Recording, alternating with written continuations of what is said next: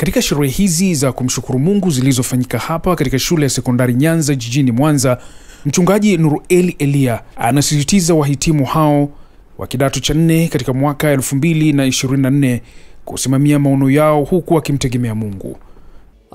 Katika hii shule kitu ambacho ninaweza kusema kwamba kumshukuru Mungu kwa vijana wetu ambao wamemaliza, ninataka tu kusema kwamba watumie wakati huu ambao wako nyumbani, moja, kuendeleza yale ambayo walipewa hapa shuleni yaliyopelekea baraka hata Mungu akafanya muujiza katika maisha yao. Hilo wasilisahau.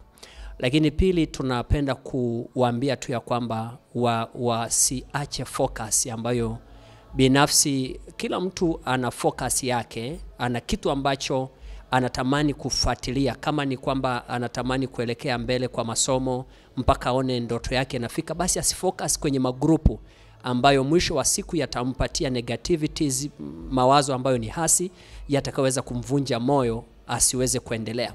Vijana wetu wawe karibu sana na nyumba za ibada, hasa Mungu wasiachane naye. Je, nipi kauli ya mkurugenzi wa elimu jimboni SNC? Hapa mchungaji na mwalimu Marko Mlingwa anatoa rai na siri ya mafanikio yaliyojitokeza katika shule hii. Katika matokeo ya kidato cha 4 ya mwaka 2024, shule yetu ya Nyanza Adventist Secondary School ilifanya vizuri sana. Tulipata division 1 56, tukapata division 2 26, tukapata division 3 2 tu. Matokeo haya yameweka rekodi nyingine mpya kwa kufanya vizuri kwa shule yetu ya Nyanza Adventist Secondary School. Lakini msitizo wetu wa kwanza katika shule hii ya kanisa ni msitizo wa mambo ya kiroho, na hii ni katika shule zote za kanisa la Adventist wa Sabato. Hizi shule tuna msitizo wa kwanza wa kiroho, tunawafundisha wanafunzi waweze kumjua kwanza Mungu na kumfanya Mungu kuwa wa kwanza katika maisha yao. Mwalimu na mchungaji Cleveland Otieno ambaye ni mkuu wa shule ya Nyanza Sekondari hapa anaeleza siri ya mafanikio. Hii inatokana na juhudi ya walimu katika masomo, katika madarasa, na vile wanavyotumia muda wao kuwasaidia wanafunzi katika kufaulu katika mitihani ya kitaifa.